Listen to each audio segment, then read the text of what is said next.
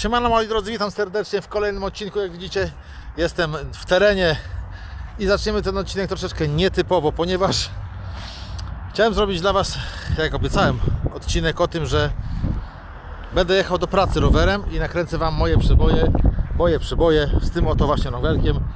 A jest to rowerek Engwe Maplur N1. Jest tutaj rama karbonowa, silnik 250 W, 36V. Jest tutaj ładnie, gustownie schowana bateria w ramie Samsunga. Tutaj słuchajcie, 10 Ah tylko, powiecie mało, ale wierzcie mi, to nie jest mało. To nie jest mało. Ja już przejechałem tym, no ile przejechałem? 23 km na jednym ładowaniu. Dopiero jedna kredka, widzicie, zmalała. Także ja myślę, że spokojnie do domu dojadę. No i będzie to taki nietypowy, ponieważ zaczynam odcinek wyjazdu z pracy, a zakończę na wyjeździe do pracy i skończymy pod moją prawie pracą. A no tak dlatego, że chciałem, bo to była moja taka pierwsza jazda i chciałem po prostu sobie sprawdzić ten rower, żeby wiedzieć, o czym Wam mówić.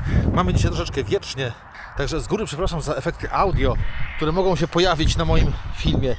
Niestety nie wziąłem ze sobą mikrofonu. Już na wstępie mogę Wam powiedzieć, że ten rower jest po prostu kozacki, jeżeli chodzi o miasto. Jak wiecie, jeździłem na bardzo podobnym Eevee S1, też sztywniak, ale to bije na głowę tamten rower z tego względu, że on waży tylko 15,6 kg. Słuchajcie, 15,6, a sama rama 360 kg, bo jak powtarzam, jest tutaj rama karbonowa. Siodełko po przejechaniu 15 km myślałem, że dupsko mi odpadnie. Nie, jednak się myliłem, było całkiem zacnie. Nie wiem, albo to jest trafione w moje kości kulszowe te siodełko, albo cholera wie. Jak wiecie, ja jestem fanem szerszych siodełek na elastomerach, a te zaskoczyło mnie bardzo mile. Dodam tylko, bo w pierwszym odcinku tego nie dodałem, że ten rower ma automatyczne światła. Przód, przednie światło załącza się automatycznie, ma czujnik zmierzchu, prawdopodobnie jest zlokalizowany gdzieś tutaj w wyświetlaczu, nie wiem. Tylne natomiast zapala też się automatycznie i jest zasilane tutaj z małego panelu słonecznego. I powiem Wam, że działa to nawet zajebiście. Nic nie muszę robić. Ja Wam jutro to z rana pokażę, jak to jest fajna sprawa. Po prostu wchodzicie, przychodzicie, odpalacie rower, nic nie klikacie, żeby włączyć światła. Oczywiście możecie, jak chcecie, manualne sterowanie też jest. Dobra, zakładam kamerę tu i lecimy do domu. Sorry, ja będę jechał cały czas pod słońcem i niestety w tamtym kierunku jest mój dom. Engwe Maplur N1, słuchajcie, ma czujnik tensometryczny, który działa naprawdę rewelacyjnie. Jak wiecie, ja nie jestem zwolennikiem czujników tensometrycznych, tylko bardziej wolę czujniki PAS, ale tutaj to mnie tak fajnie zaskoczyło, to tak fajnie działa. Ja jeżdżę rowerami z czujnikami PAS na najwyższym stopniu wspomagania z tego względu, że moc reguluje się poprzez nacisk na te pedały i działa to bardzo fajnie. Powiem Wam, że dzięki temu, że ten rower jest tak lekki, on się naprawdę bardzo szybko zbiera. Zobaczcie, 15 na godzinę, ja teraz depnę, zobaczcie, moment mamy 25. No nie trwało to nawet 2 sekund. Jego lekkość to jest jego naprawdę wielka, wielka zaleta. Rower posiada hamulce tarczowe, mechaniczne, co przy tej wadze w zupełności wystarcza. Rower hamuje, no nie tak jak na hydraulikach, ale jest wystarczająco fajnie. Hamulce nie piszczą, nie kwiczą. Ale pachnie tu czekoladą. Znaczy nie czekoladą, bo to jest fabryka Gry w Szczecinie. I kolega mnie informował, że to nie jest czekolada, tylko to jest palenie ziaren kakaowca. No to tak pachnie, ale to pachnie taką mleczną czekoladą, pyszne. Rower jest na kołach 27,5 cala i dodatkowo powiem, że jest ekstremalnie cichy. Pamiętacie, testowałem L-Glide'a M2 i mówiłem, że on jest ekstremalnie cichy. Tamten rower jest cichy, a ten jest naprawdę ekstremalnie cichy. Zobaczcie, pod górę sobie teraz podjeżdżam na siódemce, na siódmej przerzutce.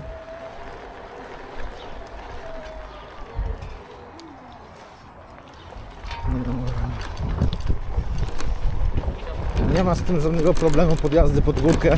Jest niby tylko 250 W, a naprawdę daje takiego powera, że ja pierdzielę.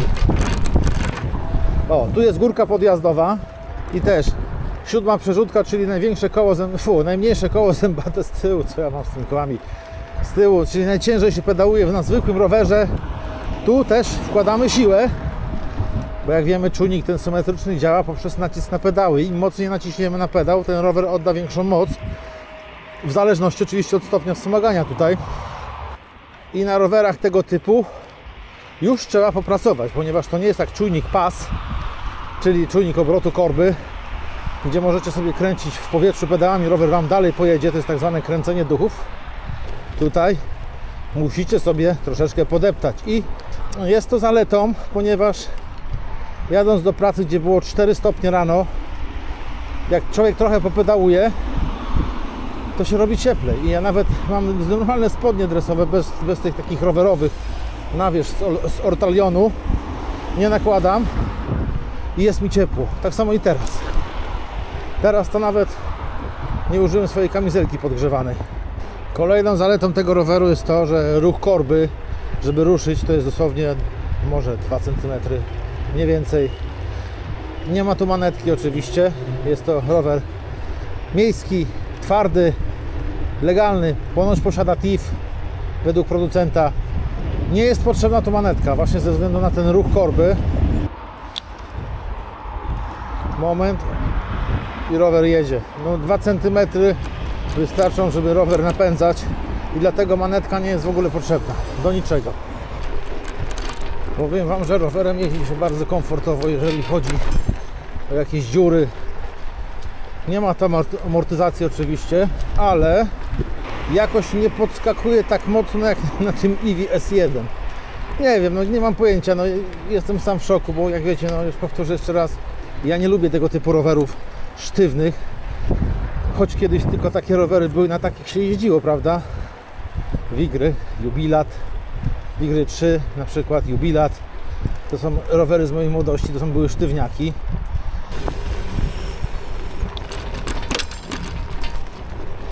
Jak widzieliście, nawet tory nie są przeszkodą dla tego roweru. No fajnie się jeździ, fajnie. Dla mnie ten rower może służyć do szybkiego przemieszczania się po mieście. O ile prędkość 25 km na godzinę jest prędkością szybką dla Was, dla mnie jest wystarczającą. To jest właśnie taka prędkość, jak jadę teraz. Po co szybciej jeździć wśród ludzi? Bez sensu. No i powiem Wam, że na tym rowerze, co jest zresztą zrozumiałe, bo ma większe koła, dojechałem do pracy w 40 minut. A na fatbike'u dojeżdżam 45, czasem dłużej. Tym jadę zdecydowanie szybciej.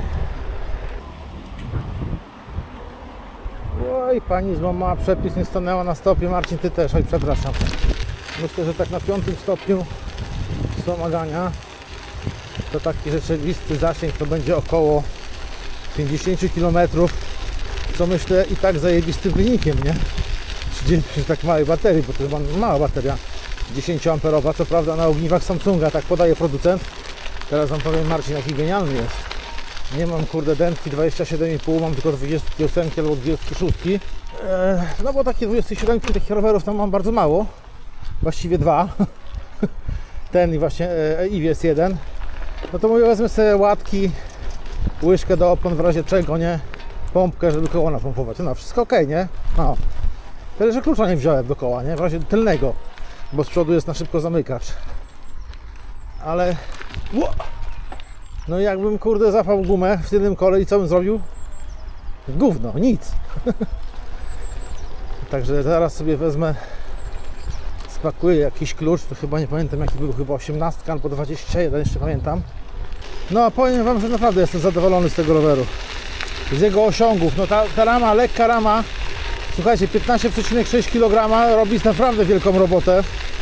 To jest rower zdecydowanie dla ludzi mieszkających w bloku, bo no wiesz czego, co to jest 15,6 kg? No to jest nic, to naprawdę jest lekki.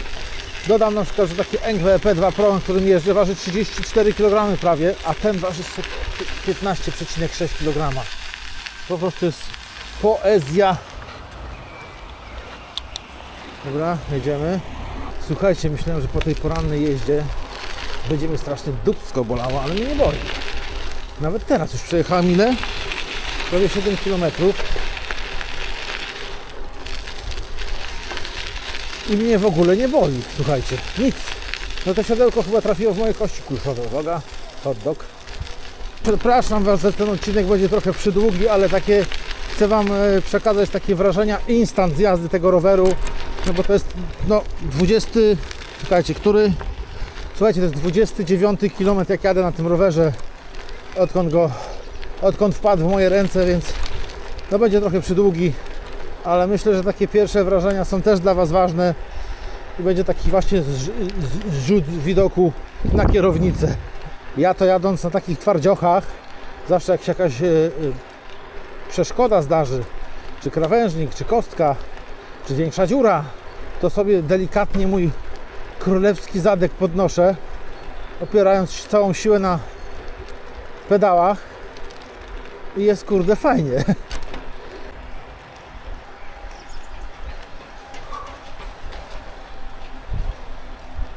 Nie wiem, czy widzieliście, nie, pewnie nie widzieliście, ale pod most wjechałem i się lampka zapaliła. Wyjechałem spod mostu i lampka zgasła z przodu. A z tyłu już się zapaliła, to pewnie przez ten most. I ona teraz się będzie palić. Ona ma tam jakiś określony czas, że ona się zapala. Zatrzymacie się rowerem, po jakichś 2-3 minutach się wyłączy. Zobaczcie, teraz po asfalcie jadę i wsłuchajcie się, czy słyszycie silnik. Ten szum taki, to bardziej słychać opony toczące się po tym asfalcie niż sam silnik. On naprawdę jest cichy. Dla mnie akurat to jest wielką zaletą, bo ja nie lubiłem się odznaczać nigdy, że jadę rowerem elektrycznym. Oczywiście to się zmieniło, jak zacząłem jeździć fatami, bo to widać na pierwszy rzut oka, że to jest elektryk. Zobaczymy, Engwe z tą góreczką tutaj radził sobie wyśmienicie. Zobaczymy, jak sobie poradzi, znaczy EP2 Pro, zobaczymy, jak sobie Maplu poradzi. Nie no, patrzcie, wjeżdżam, no mówię, w rowerach elektrycznych przerzutki to się bardzo rzadko zmienia. Ja cały czas na 7 jeżdżę.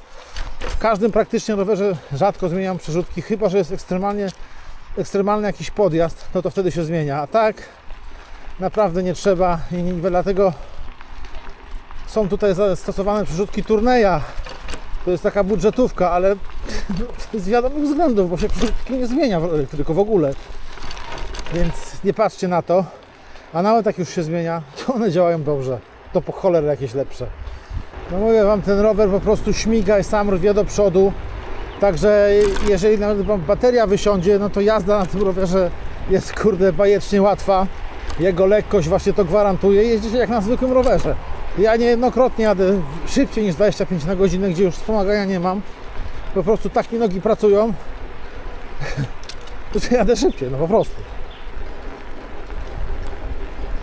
Jak ja nie lubię tych migających lampek w rowerze, jest to kurde. To jest chore jakieś, po cholerę te migające gówna zakładać.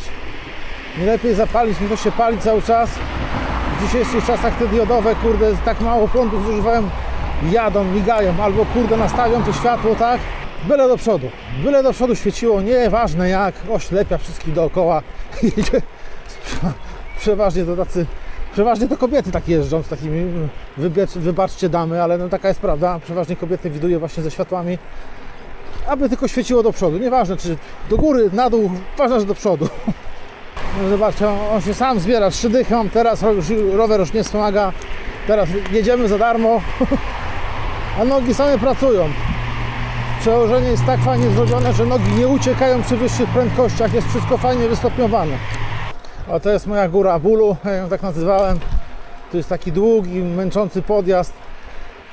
Już mówiłem to wcześniej, ale nazwałem to męczącym podjazdem góra bólu. Jak do pracy jeździłem na zwykłym rowerze. Tutaj kurde była męczarnia, nie? Wracając normalnie. A tu patrzcie.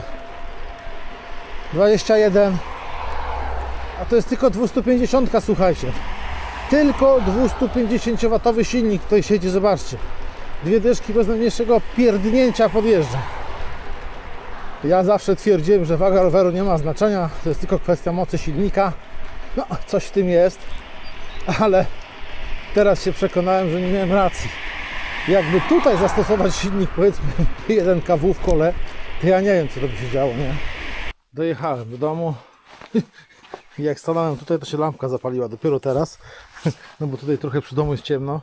Ta jeszcze nie, jeszcze dla niej za wcześniej. Tu jest troszeczkę ciemniej z przodu, dlatego. Dojechałem, ile dojechałem? 42 minuty, zobaczcie, a to wszystko ze względu na światła, które miałem. Kadencja średnia kadencja 34 obroty, nie wiem co to dokładnie znaczy. Średnia prędkość, zobaczcie, 21, maksymalną prędkością 31 jechałem. Teraz. Patrzcie, wjazd do ciemnego garażu. Zapali się lampka. A widzicie? zapaliła się. A na resztę filmu zapraszam jutro z rana. Dzień dobry, witam z samego rana. Chodźcie, zobaczcie. Patrzcie, teraz maszynka stoi i teraz wystarczy puknąć. Widzicie? I załącza się od razu lampka tylna. Teraz patrzcie, zgaszę światło. I gdy go załączę teraz, automatycznie włączą się światła. Patrzcie. Załączam. Pyk. Chwila.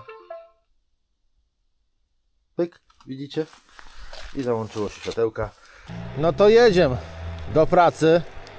Dzisiaj trochę chłodniej, 2 stopnie. No, dzisiaj może jest trochę chłodnawo. Jajo. No kurde, mogłem założyć te spodnie dodatkowe, no ale może się rozgrzeje. No i praktycznie jest to moja pierwsza jazda. Taką nocną porą, można powiedzieć poranną, bo już widzicie, świta powoli, no ale jest ciemno. Utwardzony teren to jest to, co ten rower lubi najbardziej. Wcale nie trzeba naciskać mocno na pedały, żeby tę prędkość to powyżej 20 utrzymywać cały czas. Naprawdę. To nie trzeba dużego wysiłku. Wierzcie mi, gdybym nie lubił tego roweru albo coś było z nim nie tak, to już bym dzisiaj do pracy nie jechał tym, tylko jechał swoim wiernym EP2 Pro. Ale ten mi się kurde podoba, no i powiem wam, że jestem w szoku, cały czas powtórzę to siodełko, nie? To jest, można powiedzieć, taka... Bo pojechałem raz do pracy wczoraj, później wróciłem, dzisiaj ponownie jadę i zawsze jak siedzę na tego typu siodełkach twardych, gdzie dupsko mnie poboli dzień wcześniej, to na drugi dzień boli mnie jeszcze bardziej, ponieważ mam, nie wiem, odciski, zakwasy dupne w tym miejscu czy coś, nie mam pojęcia jak to nazwać. A teraz siadam i nic. I co najważniejsze, ja bardzo często siadając z roweru, bo dopiero wtedy się czuję największe zmęczenie, znaczy ból ten dupy, siadając właśnie z roweru. Nic nie czuję. Kompletnie nic. I teraz siadam, znowu nic nie czuję. Także jeszcze raz powtórzę, siodełko trafiło idealnie w moje kości kulszowe. Jest naprawdę, kurde, można powiedzieć, wygodne. No nie jest miękkie, ale nie sprawia mi bólu. Ale to czysty przypadek widocznie. No mówię, ja takich siodełek nie trawię. I co do oświetlenia muszę powiedzieć, że jest ok. Jak dla mnie jest ok. A mówi to wam człowiek, który cały rok jeździ generalnie na rowerze, także w zimową porą jadę i wracam po ciemku. Także no, o oświetleniu drogi coś wiem i czasami widzę tych rowerzystów, 3 światła, kurde, takie mocne, przed sobą reflektor. No i może to fajne, no ale to jest zbędne. Zbędne marnowanie energii. Wygląda to źle, no ale no, lepiej oświetla, nie? Ale ja mówię o wystarczalności oświetlenia. Takie oświetlenie mocno przesadzone. Rozumiem, jak ktoś jeździ po lasach, tak gdzie wiecie, totalnie ciemno, czarno jest. To fajnie, no fajnie lepiej widać, ale ja mówię o wystarczalności. Tutaj to światło wystarczy w zupełności do swobodnej jazdy i przemieszczania się po mieście czy w zacienionych miejscach. Patrzcie, kurde, znowu tego klucza nie wziąłem, nie? Co wczoraj mówiłem do kół. Kapcia złapie, to koniec. Teraz zobaczymy, która godzina jest. Wczoraj było ciemnawo, kurde. To może było bardziej pochmurnie. No, 5:59. Nie no, wczoraj było zdecydowanie ciemniej. Zobacz, dzisiaj kurde elegancko, jasno.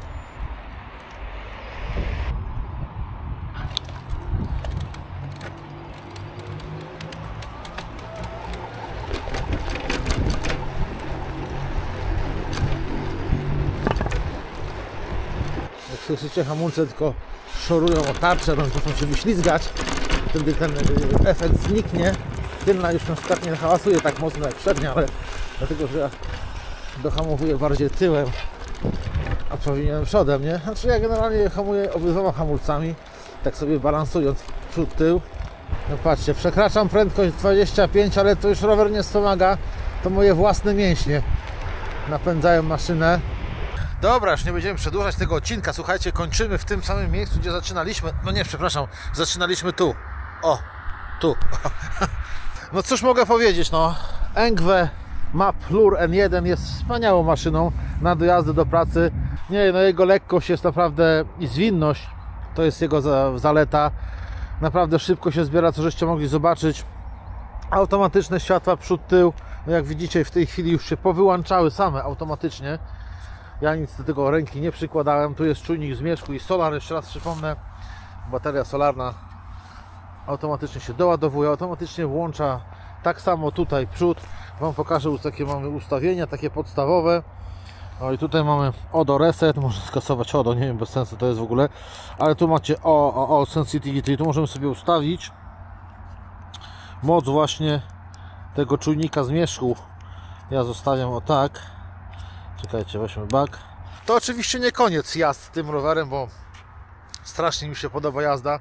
Ja szybciej dojeżdżam, no koła 27 cali, 27,5 przepraszam, cali dają ten plus, że są no, większe niż 20, których standardowo jeżdżę. No i szybciej się dojeżdża.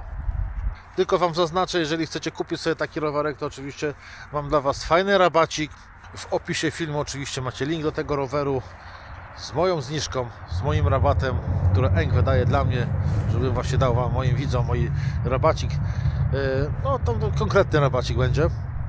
A jeżeli chcecie tego typu roweru, chcecie jakiś inny model Engve, to również macie link taki ogólny do Engve, Wam też tam dam poniżej. No i zaznaczę tylko, że mój link działa do zakupów powyżej 1000 euro. Ale nie martwcie się, jeżeli chcecie kupić na przykład coś tańszego i nie łapiecie się te 1000 euro i mój kod nie działa, to mam dla Was kodzik, także rabatowy, na mniejszą co prawda sumę, bo 50 euro, ale również go znajdziecie poniżej w opisie filmu i macie no powyżej 200 rabatu, tak czy siak. Także zapraszam, chętnie obejrzyjcie sobie, jakie rabaty na konkretne rowery są. Naprawdę warto inwestować w Engve, bo to porządne maszyny.